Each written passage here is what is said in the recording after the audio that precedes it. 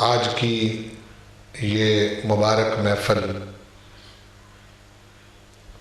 پیر طریقت پیرزادہ صاحبزادہ حافظ قاری عبدالوحید چشتی قادری رحمۃ اللہ علیہ کے عرس مبارک کے سلسلہ میں انعقاد پذیر ہے۔ رب ذوالجلال والاکرام اس عرس مبارک کی تقریب کو اپنی بلند بارگاہ میں قبول و منظور فرمائے۔ سلسلے سب اچھے ہیں، سلسلہ کوئی برا نہیں ہوتا، چونکہ سب کا تعلق سرکار مدینہ سے ہوتا ہے۔ سلسلہ کوئی بھی برا نہیں ہوتا، اور خاص طور پر جو چشتی سلسلہ ہے اس کا تو بر صغیر پر بڑا احسان ہے۔ ان بزرگوں نے بڑی مشکلات برداشت کی ہیں اور بڑی مشقتیں اٹھائی ہیں، بڑی تکلیفیں۔ یہ راہ آسان نہیں ہے، یہ تو مر کے رستہ ملتا ہے اور اس رستے پر چلنا آسان نہیں۔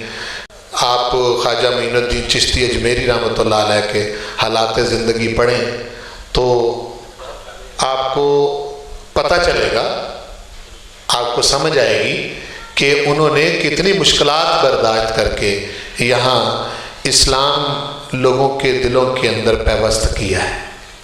جس بزرگ کی بھی آپ زندگی پڑھیں گے اس کو ایسے نہیں کہ کوئی پلیٹ میں رکھ کے یہ چیز مل گئی ہے، بڑی مشکلیں ہیں۔ عام مسلمان سے یہ مشکل رستہ ہے، ہر کوئی اس وادی میں چل بھی نہیں سکتا، نہ ہر کوئی اس رستے کا مسافر ہوتا ہے، نہ ہر کوئی اس راہ کا شناور ہوتا ہے کہ وہ اس رستے پر چل کر اس منزل کو پا سکے۔ آسان کام نہیں ہوتا۔ میں آپ سے جو بات آج کی اس محفل میں کرنا چاہتا ہوں، بڑے پیارے لوگ بیٹھے ہیں، میرے مزاج کی محفل ہے، بڑی خوشی ہوتی ہے کبھی کبھار 5-10 بندے بیٹھے ہوئے ہوں تو میں اپنے من کی بات کہہ سکوں۔ تو زیادہ بڑے مجموع میں ذرا بڑے سارے لحاظ ہوتے ہیں تو بہت ساری باتیں نہیں کر سکتے۔ 2 باتیں میں نے آپ سے کرنی بڑے کام کی، اور اس کے بعد میں اپنی گفتگو جو ہے وہ سمیٹ لوں گا۔ میری کوشش یہ ہوتی کہ ہم تصوف کو مدنی سرکار سے سمجھیں، ماشاءاللہ، سبحان اللہ، سبحان اللہ، حضور سے سمجھیں۔ یہ دنیا جس میں ہم رہتے ہیں اس کو عالم اسباب کہتے ہیں۔ کیا کہتے ہیں؟ عالم اسباب، سببوں کی دنیا، وسیلوں کی دنیا۔ اس کا نام ہی اللہ نے عالم اسباب رکھا ہے۔ ہر چیز کا کوئی نہ کوئی وسیلہ ہے۔ آپ نے زندگی میں بہت ساری چیزیں سیکھی ہیں تو کسی وسیلے سے سیکھی۔ مثال کے طور پر آپ نے کوئی فن سیکھنا ہے تو اس فن کے استاد سے سیکھیں گے، اس کی صحبت میں بیٹھیں گے، اس کے پاس رہیں گے۔ میں اس کی مثال یوں دیا کرتا ہوں کہ فرض کریں آپ نے موٹر سائیکل مکینک بننا ہے تو آپ یوٹیوب پر اس کی ویڈیو دیکھ کر مکینک نہیں بن سکتے، ٹھیک ہے نا؟ عام طور پر ہم یہ بھی ہے جی آج علم بڑا وسیع ہو گیا جی، نیٹ عام ہے، میڈیا بڑا فاسٹ ہے، ہر چیز مل جاتی ہے، ہر چیز نہیں۔ میں آپ کو سمجھانا چاہتا ہوں کہ دین جو ہے یہ نیٹ سے نہیں ملتا۔ معلومات میں اضافہ ہو سکتا ہے، آپ کی انفارمیشن زیادہ ہو سکتی ہیں، معلومات، جس چیز کا آپ کو پہلے پتہ نہیں تھا پتہ چل گیا، ایسا ہو سکتا ہے۔ لیکن جس طرح آپ کوئی فن نہیں سیکھ سکتے اس فن کے ماہر کے بغیر، اس طرح یہ جو رستہ ہے تصوف کا، یہ رستہ بھی آپ نہیں چل سکتے، ایک قدم بھی نہیں چل سکتے سبب اور وسیلے کے بغیر۔ جب کوئی سبب اور وسیلہ آپ کے ہاتھ لگے گا پھر آپ کو پتہ چلے گا کہ اس رستے کی مشکلات کیا ہے۔ عام طور پر ہماری پیری مریدی اور طرح کی ہوتی جو دنیا کے اندر بہت سارے لوگ جو مروجہ روایتی قسم کے جو لوگ ہیں وہ اس سے ناراض ہو جاتے ہیں جو بات کرنے لگا ہوں۔ پیری مریدی ہماری زیادہ سے زیادہ یہ ہے کہ جی بچے نہیں ہو رہا، حضرت جی دعا کر دیں، کاروبار نہیں چل رہا، حضرت جی دعا کر دیں، فلاں یہاں درد ہو رہا ہے، یہاں دم کر دیں، فلاں مشکل پیش آ گئی۔ حالانکہ یہ رستہ کیا ہے؟ آخر ہمیں جاننا اور سمجھنا تو چاہیے، معلوم تو ہونا چاہیے کہ یہ رستہ کیا ہے۔ کیا یہ اس لیے کہ ہماری چھوٹی چھوٹی خواہشات ہیں جو ہم اپنے پیر کے سامنے رکھتے ہیں اور وہ ہماری انہی چیزوں کے ساتھ ہماری ساری صحبت جو ہے وہ بسر ہو جاتی ہے اور ہمارے ہاتھ کچھ بھی نہیں لگتا؟ آخر کچھ نہ کچھ اس کی حقیقت تو ہے نا۔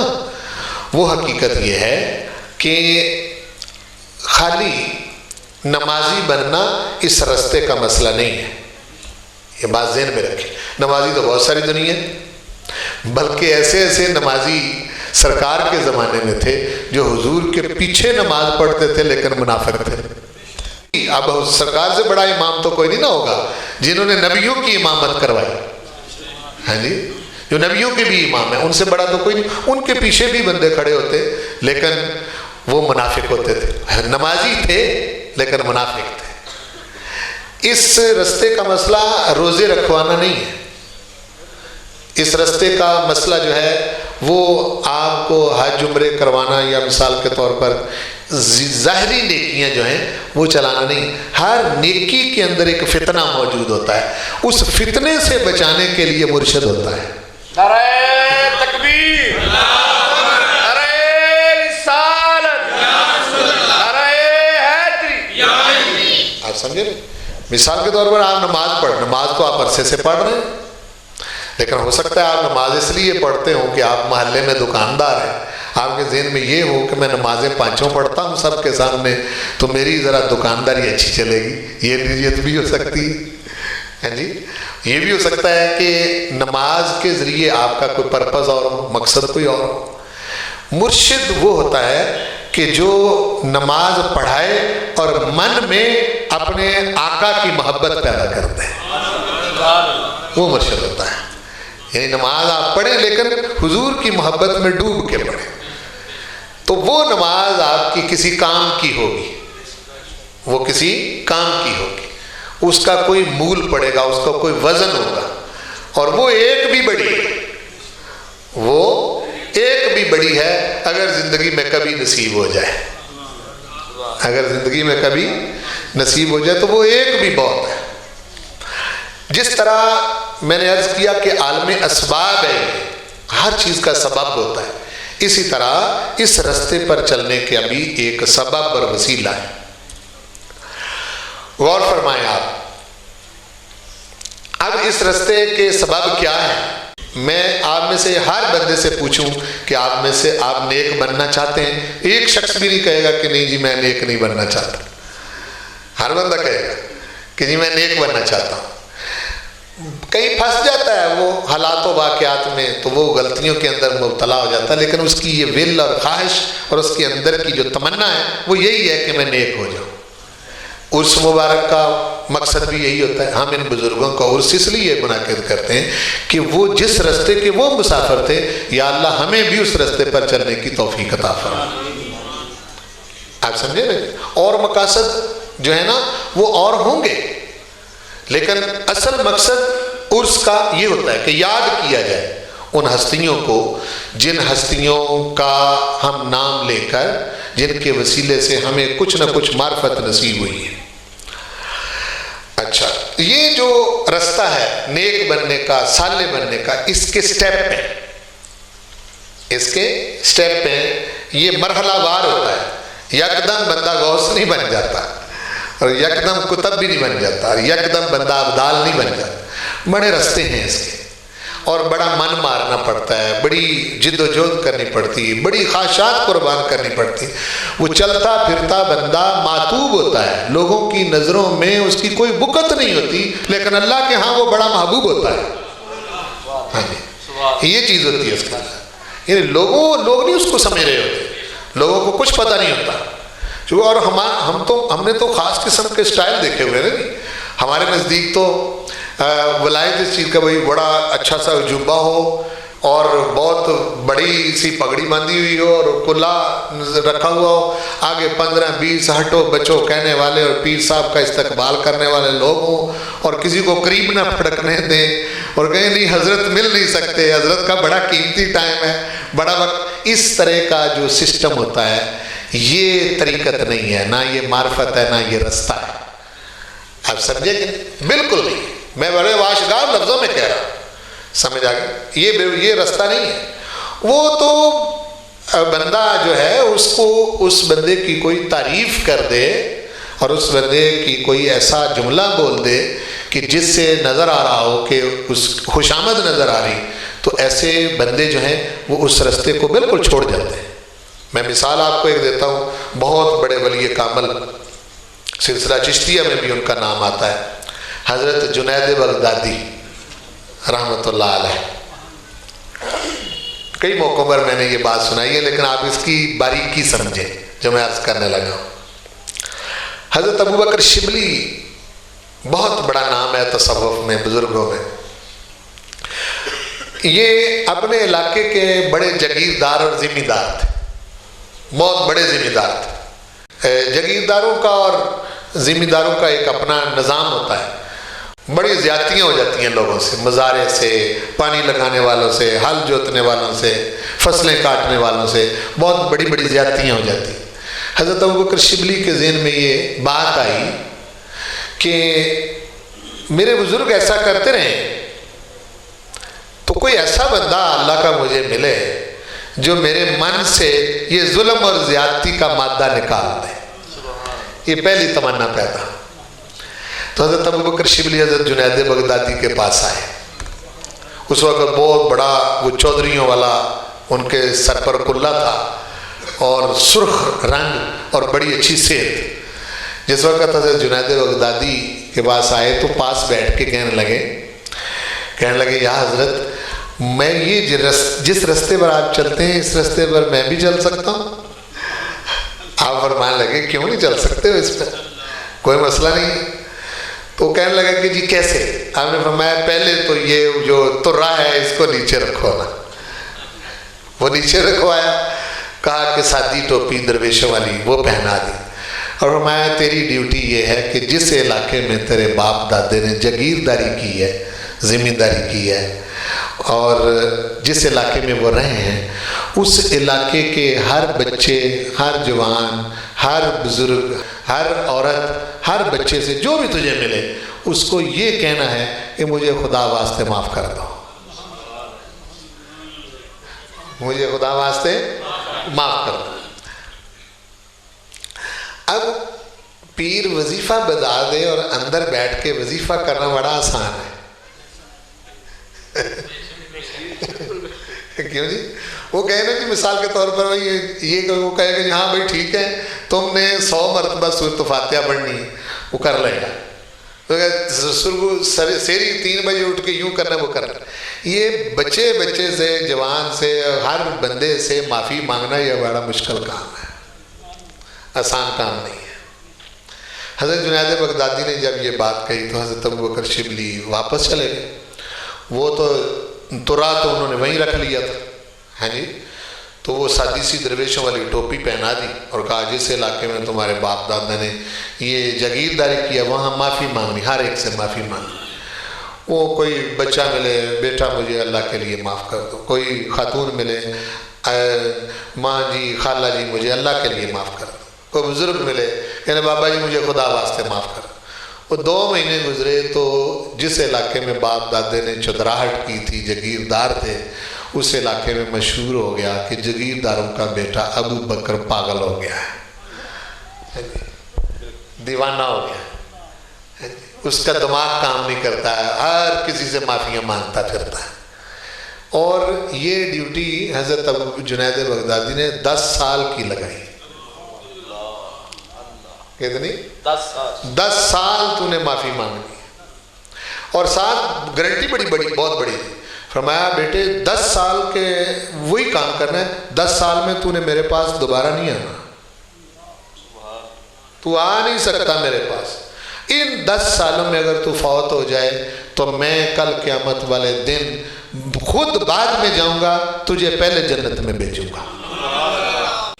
اب 10 سال بیت گئے، نہ وہ سرخیاں رہیں چہرے کی، نہ وہ صحت رہی، بالکل سوکھ گئے حضرت ابو بکر حضرت ابو بکر بن گئے۔ وہ صورت ہی نہ رہی۔ 10 سال پورے بڑا اشتیاق تھا، کب 10 سال پورے ہوں تو میں اپنے مرشد کے پاس جاؤں، بہت اشتیاق تھا، شوق بڑھ گیا۔ تو پھر 10 سال بعد جب پورے ہوئے تو پھر حاضر ہوئے حضرت جنید بغدادی رحمۃ اللہ علیہ کی خدمت میں. تو جس طرح مثلا یہ محفل لگی ہوئی ہے تو حضرت ابو بکر شبلی پاس ہی آ کے بیٹھ گئے. ایک پاس ہی بندہ بیٹھا ہوا تھا, کہنے لگا جی ابو بکر نے تو کمال ہی کر دیا ہے جی, کمال ہی کر دیا. حضرت جنید بغدادی طیش میں آ گئے. ہم نے فرمایا اس نے کیا کمال کیا ہے, اٹھاؤ اس کو یہاں سے, اٹھاؤ اس کو وہاں جوتوں والی جگہ پر بٹھاؤ. کوئی کمال, کیا کمال کیا ہے اس. غصے سے دو بندوں نے پکڑا اور جوتوں والی جگہ پر بٹھایا. محفل ختم ہوئی. ختم ہونے کے بعد وہ بندہ جس نے کہا تھا نا کہ کمال کر دیا ہے, اس کو پاس بلایا. پھر حضرت ابو بکر کو بھی پاس بلایا. لوگ چلے گئے, اب دو رہ گئے. ایک وہ جس نے کہا تھا کمال کر دیا, اس کو بھی بٹھائے رکھا, اور حضرت ابو بکر شبلی کو بھی پاس بلا لیا. اس بندے کو کہنے لگے کہ جو کام ابو بکر نے 10 سال میں کیا ہے, تیری یہ ایک بات اس پر پانی پھیرنے کے لیے کافی تھی. یہ مرشد ہوتا ہے جو باریکی پکڑتا ہے. وہاں شیطان بہت استاد ہے, وہیں ڈاکہ مارے گا نا جہاں کچھ ہوگا. جہاں کچھ ہے ہی نہیں وہاں تو جانے کی ضرورت ہی نہیں ہے کہ نہیں. تو وہ کہا کہ یہ بھائی اتنی بات, یعنی مغروری آ جاتی. واقعی بھائی میں نے پتہ نہیں 10 سال میں کیا مارکا مارا ہے جی. اور غرور ایک ایسی شے ہے جو 70 سال کی عبادت کو 1 سیکنڈ میں برباد کر دیتا ہے. یہ ایسی شے ہے. علماء بڑے بڑے برباد ہو گئے اس سے, بڑے بڑے صوفیاء رگڑے گئے اس سے, فقیر بڑے بڑے رگڑے گئے محنتیں کرتے کرتے. آخر میں غرور پیدا ہو گیا, میرے جیسا فقیر کوئی نہیں, ستیہ ناس ہو گیا. عالم بڑے بڑے اس میں رگڑے گئے. جب یہ ذہن بن گیا کہ میرے جیسا عالم کوئی نہیں, بس ستیہ ناس ہو گئے, برباد ہو گئے. اس کو سمجھایا کہ تیری یہ ایک بات اس کو تباہ کرنے کے لیے کافی.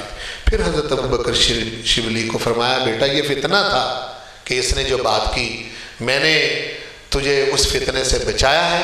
اللہ نے تجھ پر بڑا کرم کیا ہے, اور جو کام تو نے 10 سال میں کیا ہے, اس 10 سال کے بدلے میں میرا پروردگار میں دعا کرتا ہوں اللہ تجھے غوث بنائے گا. یہ فقیری ہوتی ہے. فقیری یہ نہیں ہوتی جو ہمارے یہاں رواج پڑ گیا ہے, آپ سمجھے. ہاں یہ بڑا مشکل کام اور بڑی باریک چالیں ہیں اس کی, بہت باریک چالیں. یہ ایسا سسٹم نہیں ہے کہ بس ٹھیک ہے جی یہ بچوں کا کوئی کھیل ہے یا کوئی دنیا کا نظام نہیں. اس پر بڑا پھونک کے قدم رکھنا پڑتا ہے. حضور کریم صلی اللہ علیہ وسلم کے پاس ایک شخص آیا, یہی چیز اس نے کہا یا رسول اللہ میں اللہ والا بننا چاہتا ہوں. آقا کریم کے پاس آیا, کہنے لگا میں اللہ والا بننا چاہتا ہوں, تو مجھے زیادہ باتیں یاد نہیں رہتی, میں پلکھڑ ہوں, مجھے کوئی ایک بات فرما دیں جو مجھے اللہ والا بنا دے. ایک بات. یہ چونکہ سلسلہ وہیں سے چلا ہے نا, اصل کائنات کے مرشد تو حضور ہے, باقی تو سب فیضان ہے نا حضور کا. آپ سمجھے نہیں.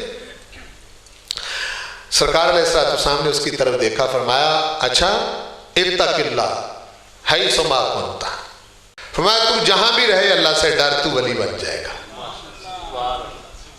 جہاں بھی رہے اللہ سے ڈر, تو اللہ کا بندہ بن جائے گا. اب یہ اتنی بڑی بات ہے, اتنی بڑی بات ہے. بندہ گھر میں رہے, دکان میں رہے, دفتر میں رہے, سکول میں رہے, کچہری میں رہے, میدان میں رہے, بازار میں رہے, جہاں کہیں بھی بندے کو جو شے سیدھا کرتی ہے وہ اللہ کا خوف ہے. باقی کوئی شے کسی کو سیدھا نہیں کر سکتی, اور یہی چیز فقیر پیدا کرتے. ایک درویش کے بارے میں وہ سنا ہوا ہے نا, تو ایک ان کے کوئی 10-15 مرید تھے, ایک سے بڑی محبت کرتے تھے. اوپر یہاں سے پھر حسد بھی پھوٹ پڑتا ہے, ایک سے ذرا زیادہ پیار ہو جائے دوسرے جالس ہو جاتے ہیں. یہ بھی ہوتا ہے. وہ دوسرے جو ہیں وہ اس سے حسد کرنے لگے, تو ان کو کہیں جی اینو تسی بڑا نیڑے نیڑے رکھ دے, بہت قریب قریب رکھتے ہیں. کہتے ہیں بھئی ایسے میں بات کروں گا نا تو یہ مناسب نہیں ہوگی، کبھی وہ موقع آئے گا تو پھر میں تمہیں سمجھاؤں گا۔ وہ کوئی پرندے آئے ان کے پاس، کسی نے بھیجے، انہوں نے ایک ایک پرندہ سب کو دے دیا اور ایک ایک چھری پکڑا دی، میں اس کو وہاں ذبح کر کے لاؤ جہاں تمہیں کوئی نہیں دیکھتا۔ سارے گئے، کوئی کمرے کے اندر وہاں ذبح کر لایا، کوئی دیوار کے پیچھے ذبح کر لایا، کوئی کسی جگہ ذبح کر لایا۔ وہ جس سے وہ زیادہ محبت کرتے تھے وہ زندہ ہی لے آیا، ذبح نہ کیا اس نے۔ انہوں نے پوچھا بھائی تم نے ذبح کیوں؟ کہتا جی میں اپنے کمرے میں، وہاں مجھے کوئی نہیں دیکھ، نہ بیوی دیکھ رہی تھی، نہ بچے دیکھ رہے تھے، نہ کوئی دوست دیکھ رہا، میں جی دیوار کے پیچھے میں فلاں جگہ ذبح کر کے لایا۔ اس کو پوچھا تم کیوں نہیں ذبح کر رہا؟ کہنے لگا مجھے ایسی کوئی جگہ نہیں ملی جہاں مجھے کوئی نہیں دیکھتا، مجھے کوئی ایسی جگہ نہیں ملی۔ یہ درویشی ہے، یہ فقیری ہے کہ جہاں بھی انسان رہے وہاں اس کو یہ پتہ ہو میرا مالک مجھے دیکھ رہا ہے۔ ہم لوگوں کو سادگی سے چکر دے سکتے ہیں، لوگوں کی سادگی سے ان کو چکر دے سکتے ہیں، لیکن یاد رکھیں کہ بڑی ڈاڈی ذات کے ہاتھ میں ہمارا معاملہ ہے، آسان نہیں ہے۔ مت اس کو آسان کوئی سمجھے، نہ یہ آسانی کا رستہ ہے، بہت مشکل رستہ ہے۔ تو اس رستے کے دو سبب میں، ویسے زیادہ کبھی پھر موقع ملا تو پھر اس پر بات کریں گے، دو سبب میں صرف عرض کر کے اس رستے کا، اللہ کا بندہ بننے کا، نیک بننے کا، صالح بننے کا، ولایت کی طرف قدم اٹھانے کا پہلا رستہ محبت اور ادب ہے۔ کیا؟ محبت اور ادب، پیار کرے۔ کوئی بندہ اللہ کا تلاش کر کے اس سے محبت کرے اور اس کا ادب کرے، جتنا ادب ہو سکتا ہے اتنا کرے۔ ادب کرنے والوں نے اخیر کر دیا۔ حضرت خواجہ معین الدین چشتی اجمیری کا واقعہ میں آپ کو سناتا ہوں، کیسا ادب کیا۔ آپ کے مرشد تھے حضرت عثمان ہارونی رحمۃ اللہ علیہ، اور 20 سال تک خواجہ معین الدین چشتی اجمیری اپنے مرشد کے ساتھ سفر میں رہے، 20 سال سفر کیا۔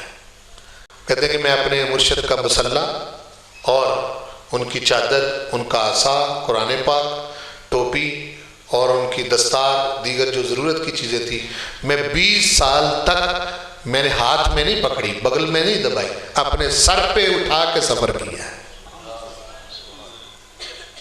سر پہ اٹھا سفر کیا۔ کہتے ہیں ایک مرتبہ کسی جگہ جانا تھا تو سردیوں کی راتیں تھیں، سردیوں کی راتیں تھیں، تو میرے ذہن میں آیا کہ مرشد کو رستے میں بزرگی ہے، جب کہیں تھک جائیں تو گرم دودھ جو ہے وہ پیش کرنا چاہیے۔ کہ میں اس شوق میں کیا کیا کہ میں نے وہ پرانے بزرگ جانتے ہوں گے انگیٹھی جس کو بولتے ہیں، انگیٹھی جس میں کوئلے رکھ کے تو اس کے اوپر چیزیں رکھتے تھے، میں نے انگیٹھی کہیں سے حاصل کی تو میں پہلے سے زیادہ بڑی پگڑی باندھ لی اور اس کے اوپر کوئلے رکھے، اور اس کے اوپر میں نے دودھ والی ایک ہنڈیا جو ہے وہ رکھ لی کہ اگر مرشد کہیں دودھ مانگیں گے تو میں گرم گرم دودھ پیش کروں گا، سردی بڑی، ہاں جی، کوئلے رکھ لیے اوپر۔ چلتے رہے، اس کی تکلیف بھی بڑی، ظاہر سر پر رکھی ہوئی، رستے میں بھی حضرت اس میں یہ بے خبر نہیں ہوتے، بڑے استاد لوگ ہوتے ہیں، بے خبر نہیں ہوتے، ٹھیک ہے نا، اور ذہین بھی ہوتے ہیں۔ میں آپ کو اپنے مرشد کی 5-7 باتیں بتاؤں، آپ حیران رہ جائیں، جی۔ تو مطلب یہ ہے کہ کوئی سفر کافی گزر گیا تو حضرت خواجہ عثمان ہارونی کہنے لگے کہ بھوک لگ گئی ہے اور سردی بھی بہت ہے، تو معین الدین کچھ ہے کھانے پینے کے لیے؟ حضرت وہ اسی موقع کے انتظار میں تھے، فوری طور پر آپ نے وہ جو ہے نا وہ ہنڈیا اتاری اور ایک پیالے میں دودھ جب پیش کیا تو وہ گرم، ہاں جی۔ حضرت خواجہ عثمان ہارونی کہنے لگے یہاں اتنا سفر کر کے اتنا گرم دودھ کہاں سے آ گیا؟ تو دیکھا تو وہ سر کے اوپر جو ہے وہ انگیٹھی رکھی ہوئی، ہیں جی، انگیٹھی رکھی ہوئی تو دیکھا بال سارے جل گئے اور سر کا جو کھوپڑی ہے اس کی چربی پگھل کے نیچے آ گئی۔ اس وقت حضرت خواجہ عثمان ہارونی نے وہ انگیٹھی نیچے رکھ کے اپنی دستار وہ خواجہ معین الدین چشتی کے سر پر رکھ کے کہا کہ اب منزل پوری ہو گئی ہے، اب منزل پوری۔ آسان رستہ نہیں ہے یہ، آپ غور فرمائیں اس پر۔ حضرت پیر سید میر علی شاہ، ان کا ایک واقعہ میں آپ کو، اس سے یہ محبت اور ادب سے شروع ہوتا ہے یہ کام۔ جس بندے کے اندر پیار نہیں نا، محبت نہیں، وہ تو اس رستے کا مسافر ہی نہیں، وہ تو ایک قدم ہی نہیں اٹھا سکتا، وہ تو آگے چل ہی نہیں سکتا، چونکہ یہ کوئی دہشت گرد تھوڑے ہوتے ہیں اور خشک بھی نہیں ہوتے، خشک بھی نہیں ہوتے۔ ہاں، تو حضرت سید پیر میر علی شاہ صاحب رحمۃ اللہ علیہ کے مرشد کا نام تھا حضرت خواجہ شمس الدین سیالوی، ان کے مرید تھے آپ۔ تو خواجہ حضرت پیر سید میر علی شاہ صاحب بڑی ہستی ہوئے، غوث کے مقام پر آپ فائز رہے ہیں، بڑا مقام اور منظور بارگاہ تھے، جاگتے ہوئے حضور کی زیارت ہوئی آپ کو، یہ آسان، یہ چھوٹی بات نہیں ہے۔ اور میرے مرشد کریم فرماتے ہیں کہ یہ غوث کے سوا کسی کو نہیں ہوتی، ویسے خواب میں بہت ساروں کو ہوتی ہے جی۔ حضرت پیر سید میر علی شاہ صاحب کوئی 20 سال اپنے مرشد کی صحبت میں رہے، 20 سال سیال شریف۔ تو وہ گاؤں کا علاقہ ہے، شاید کسی نے دیکھا ہو، یہ سرگودے کی طرف۔ تو وہاں زمیندار اپنا جو ہے نا وہ پانی وغیرہ لگاتے ہیں، تو پیر سید میر علی شاہ صاحب جانتے تھے کہ مرشد تہجد کے وقت اٹھتے ہیں، پانی بھر کے رکھتے، پیش کرتے، وضو کرواتے اور کپڑا پیش کرتے جس سے وہ ہاتھ منہ صاف کرتے۔ پھر وضو کروانے سے پہلے جدھر کو انہوں نے جانا ہوتا تھا وہ رستہ دیکھ کے آتے کہ رستے میں کوئی مسئلہ تو نہیں ہے۔ ایک دن ایسا ہوا کہ رستہ دیکھنے گئے تو کسی زمیندار نے ایک کھیت سے وہ رستے میں سے وہ آڑ نکال کے نا تو وہ دوسری طرف پانی لگایا ہوا تھا۔ اب وہ بڑا مشکل تھا، آپ نے سوچا کہ مرشد یہاں سے گزر نہیں سکیں گے، بزرگی ہے، لوٹا بھر کے رکھا ہے۔ جب وہاں پہنچے تو پرالی اکٹھی کر لی، مٹی اکٹھی کر لی، تو اپنی یہ دونوں کونیاں آڑ کے اگلی طرف رکھ دی اور یہ دونوں جو گھٹنے یہ آڑ کی ایک طرف رکھ کے اوپر پرالی ڈال کے تو اپنے ہاتھوں سے مٹی اوپر پھینک لی، چھوٹی سی پلی بنا دی۔ حضرت خواجہ شمس الدین اٹھے، آواز دی 2-3 مرتبہ، میر علی نہ آئی، وہ لوٹا پکڑا تو ادھر کو چلے۔ جب پاس پہنچے تو وہاں پہنچے تو پلی دیکھ کے اس کے اوپر میں سے گزرنے لگے، ایک پاؤں رکھا، پاؤں رکھ کے ہٹا لیا تو فرماتے ہیں پلیاں اس طرح کی ہوتی تو نہیں، وہ لوٹا نیچے رکھا، حضرت پیر سید میر علی شاہ صاحب کو اٹھایا، اٹھا کے اپنی دستار ان کے سر پہ رکھ کے کہا اب منزل پوری ہو گئی ہے۔ یہ آسان رستے ہیں جی، یہ بڑے مشکل رستے ہیں۔ پہلا سبق اس رستے کا، اور ہمیں سیکھنا چاہیے اگر ہم نے چلنا ہے، بندے ہی چلتے ہیں اس پر، اور اللہ نے سبب پیدا کیے، جس طرح ہر شے کا سبب ہے اس طرح اللہ کا ولی بننے کا بھی سبب ہے۔ میرے مرشد کریم جب بیعت کرتے ہیں کسی کو تو فرماتے ہیں کہ اگر اس رستے پر چلو گے تو ولی کامل بن کے اس دنیا سے جاؤ گے، اور اگر اس رستے پر نہ چلے تو پھر اللہ کی مرضی ہے تمہیں ویسے معاف کر دے یا سزا دے کے معاف کر دے۔ یعنی یہ نہیں کہا کہ تم دوزخ میں ہی جاؤ، میں اللہ کی مرضی ہے پھر تمہیں ویسے معاف کر دے یا سزا دے کے معاف کر دے، باقی اس رستے پر چلو گے تو اس دنیا سے ولی کامل ہو کے جاؤ گے۔ ہاں جی، تو یہ رستہ جو ہے یہ آسان رستہ نہیں ہے، اس کو آسان تو کوئی سمجھے ہی نہ، آسان نہیں۔ ادب احترام اس رستے کا مسئلہ ہے۔ مجھے اچھی طرح اس بات کا ادراک ہے کہ حضور کریم صلی اللہ علیہ وسلم کے پاس جن صحابہ نے جو پایا ان کا سب سے بڑا ترہ امتیاز یہ تھا کہ انہوں نے حضور کا ادب کیا اور سرکار سے محبت کی.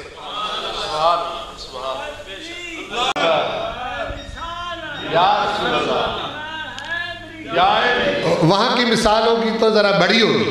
حضرت ثوبان رضی اللہ عنہ بہت بڑے جلیل القدر صحابی. صبح جب نماز فجر ہوئی تو حضور کریم صلی اللہ علیہ وسلم نے حضرت ثوبان کا چہرہ دیکھا. آنکھیں سرخ تھی. ساری رات انہوں نے جاگ کے گزاری. پوچھا، بلا لیا. آقا کریم نے پوچھا، ثوبان تمہاری آنکھوں سے لگتا ہے رات جاگتے رہے. عرض کیا، کہاں جاگتا رہا. فرمایا کیا وجہ بنی؟ کہنے لگے میں کسی جگہ کام سے گیا تھا تو وہاں میرے دوستوں نے مجھے زبردستی روک لیا کہ تم کبھی آئے نہیں ہو، یہاں رہتے تو آج رات یہیں رہنا.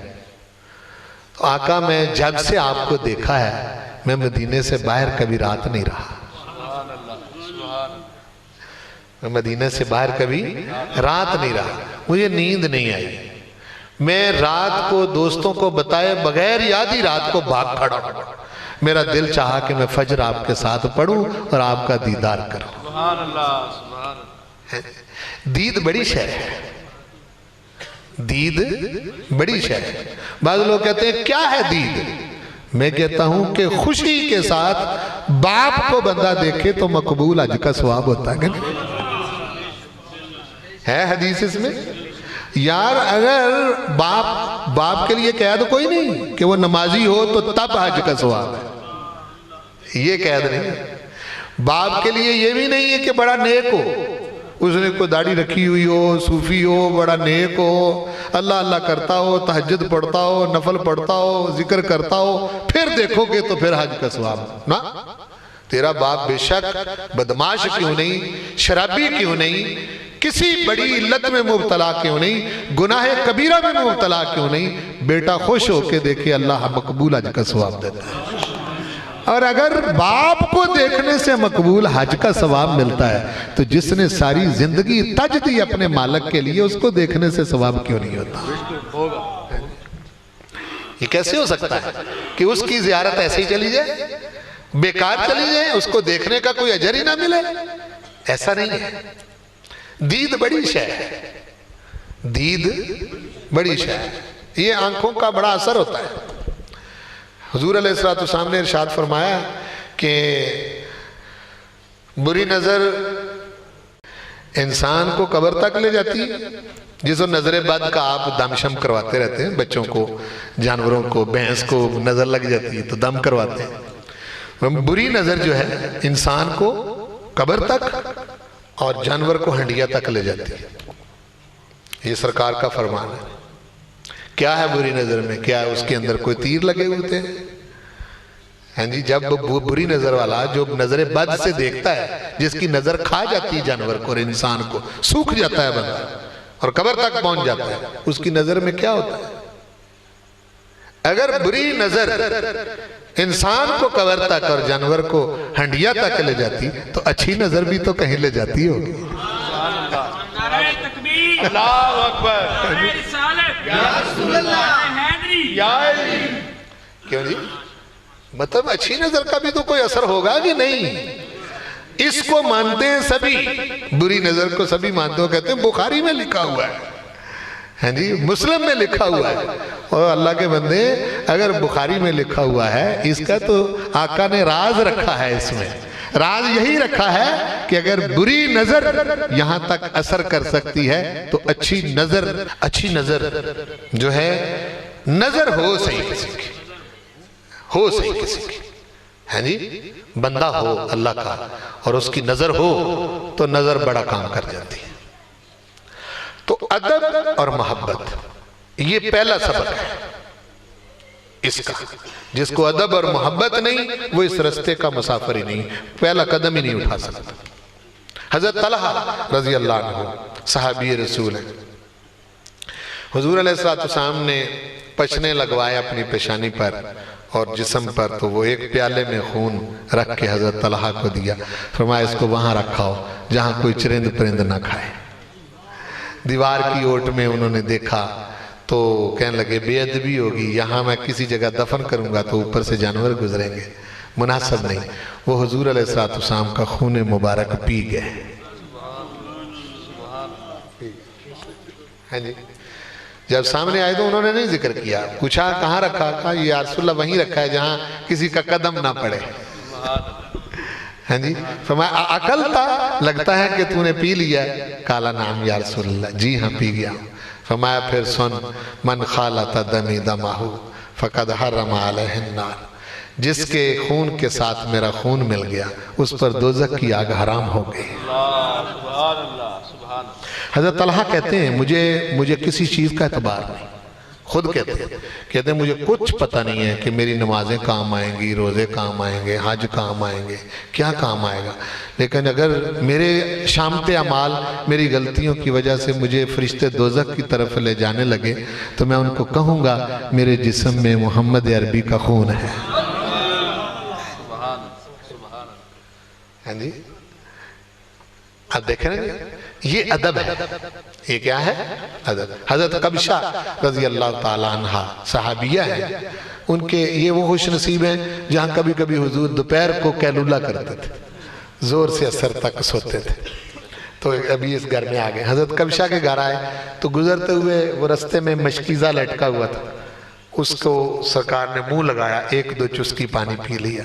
حضرت قبشہ فوراً اٹھی، چھری کے ساتھ اتنا چمڑا کاٹ لیا، فوری طور پر اٹھی۔ کتنی سمجھ تھی ان کو، میں کہتا ہوں کتنی سمجھ تھی، چمڑا کاٹ لیا۔ دوسری پوچھتی ہے کیوں کاٹا ہے؟ کہنے لگی مشکیزہ تو لٹکا ہی رہتا ہے یہاں، میں نہیں چاہتی، یہاں لوگ بھی گزرتے رہتے ہیں، میری حضور کے ساتھ غیرت محبت اس بات کو برداشت نہیں کرتی کہ جہاں حضور کے لب لگے ہیں پھر کسی کا منہ یہاں لگے، میں نے کاٹ لیا۔ حضرت قبشہ کہتی ہیں، مہاجرہ صحابیہ ہیں، مدینے سے بھی ہجرت کر گئی سرکار کے بعد، کہتی ہیں کہ مدینہ شریف میں جب تک رہی، مدینے میں کوئی بیمار ہوتا وہی چمڑا جس پر حضور کے لب ٹکے تھے میں پانی میں گھول کے دیتی تھی، شفا ہو جاتی تھی۔ فیضان ہے، آپ سمجھیں نا، یہ ادب ہے۔ ادب جنہوں نے سیکھ لیا، اس رستے کا پہلا سبق ہی ادب ہے۔ ادب، جس کی زبان ادب والی نہیں، جس کا انداز ادب والا نہیں، جو ادب کے ساتھ بیٹھ نہیں سکتا، ادب کے ساتھ اپنا معاملہ کر نہیں سکتا، وہ اس رستے کا شاگرد نہیں ہے۔ یہ بڑی مشکل یونیورسٹی ہے، بہت مشکل مدرسہ ہے، یہ پڑھائی اس کی بڑی سخت ہے، آسان نہیں ہے۔ آپ سمجھیں نا، پہلا سبق۔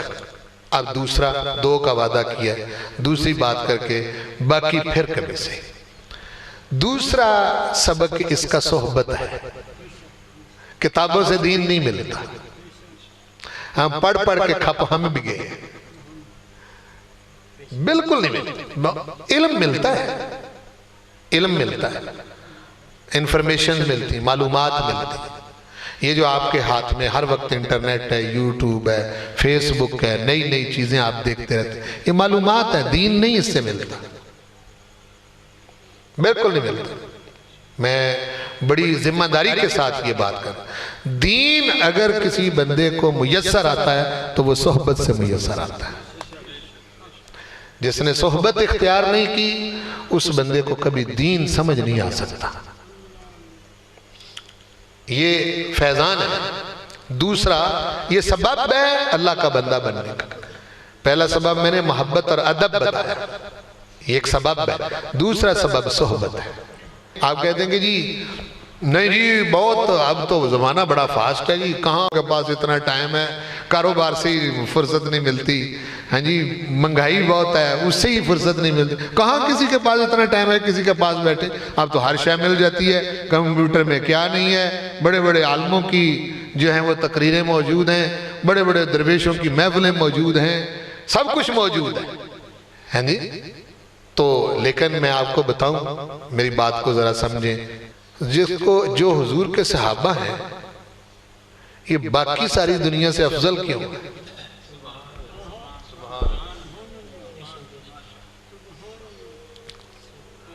باقی ساری دنیا سے افضل کیوں ہیں؟ سرکار کے جو صحابہ ہیں باقی ساری دنیا سے کیوں افضل ہے؟ سوال ہے۔ صحابہ کے ہوتے ہوئے تو یونیورسٹیاں تھیں ہی نہیں، تھی مدرسے تھے بھائی، بولو نا جی، سکول جتنی آج پڑھائیاں ہیں، آپ بچوں پر جتنی محنت کرتے ہیں، یہ تو وہاں تھے ہی نہیں۔ ان کو تو صرف ایک ہی سبق یاد تھا، وہ کملی والے کا دیدار کرتے تھے اور ادب کرتے تھے، یہی بس ان کو یہی پتا تھا کہ یہاں مدینہ شریف میں ایک محبوب رہتا ہے، اس کے پاس بیٹھنا ہے، اس کا دیدار کرنا ہے، جو اس نے کہنا ہے وہ کرنا ہے۔ سمجھ آگیا؟ اے پڑھائیے ہی سانو مار چھڑے، سمجھ آگیا؟ پڑھ کے گل گئے، کچھ ہاتھ نہیں آیا۔ صحبت اصل چیز ہے، صحبت ایسے نہیں کہتے ایک لمحے کی صحبت کسی اللہ کے بندے کی، وہ دنیا جہان کے 1000 سال کی بے ریا عبادت سے افضل ہے۔ کیوں؟ اس کی وجہ یہ ہے کہ وہ گرو ہوتا ہے، گرو۔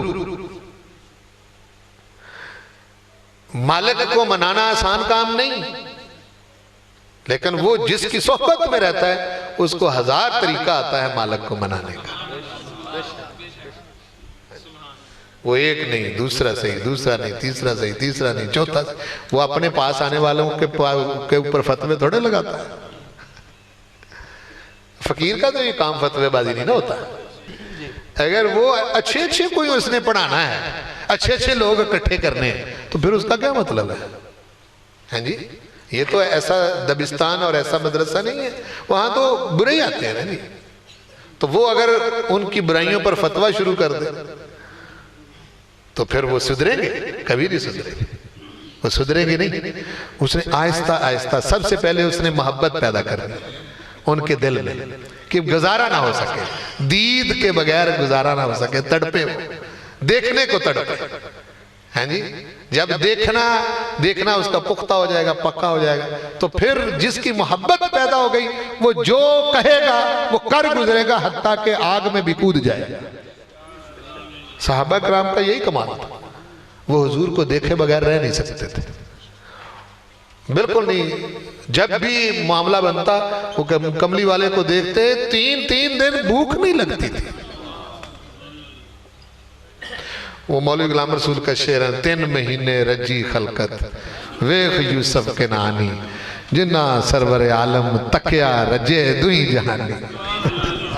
سبحان اللہ، ماشاءاللہ۔ رجے دوئی جہانی، دونوں جہانوں میں رج کے پکھ رہی کوئی۔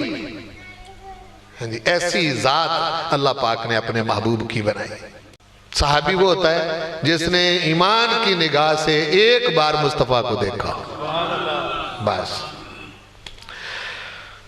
ابھی تو نمازوں روزوں حجوں کا تو مسئلہ ہی نہیں شروع ہوا نا، صحابی بن گیا۔ ایمان لانے کے بعد ایک نگاہ حضور کے چہرے پر ڈالی تو ساری کائنات کے غوثوں کتبوں ابدالوں سے افضل ہو گیا، کوئی مل ہی نہیں سکتا اس کے ساتھ۔ تو یہ صحابی کو صحابی صحبت نے بنایا، بولو صحبت نے بنایا۔ صحبت ایک ایسی شے ہے جو انسان کو بندہ بناتی ہے، اور آج ہمارے پاس صحبت کے لیے وقت نہیں ہے، ٹائم نہیں ہے، ہمارے پاس وقت نہیں ہے، ہم بڑے مصروف ہیں، اور اس مصروفیت میں انٹرنیٹ کے ذریعے اللہ کا ولی بننا چاہتے ہیں۔ واز سن کے، تقریریں سن کے اللہ کا ولی بننا چاہتے ہیں، ایسے نہیں اللہ کے بندے بنتے ہیں۔ تو یہ اور بھی بہت ساری چیزیں ہیں، ان میں سے میں نے ابتدائی 2 باتیں عرض کی۔ میں نے بہت آپ کی سمع خراشی کی، کہ میری بات کی کسی کو تکلیف ہوئی ہو، میں معافی چاہتا ہوں بھائی۔ تو یہ ایسی ہی چند باتیں تھیں جو میں نے آپ کے گوش گزار کر دیں۔ اللہ تعالیٰ مجھے معاف کرے اور ہم سب کو حضور کریم صلی اللہ علیہ وسلم کی سچی غلامی نصیب کرے، اور اللہ تعالیٰ اپنے صالحین کی محبت میں زندہ رکھے، اس محبت میں ہمارا خاتمہ فرمائے، اور اسی محبت کے ساتھ رب ذوالجلال والاکرام ہماری زندگی کے جو 4 لمحے ہیں بسر ہو جائیں، بے ادبی اور گستاخی سے محفوظ رکھے۔ وما علیہ الا البلاغ۔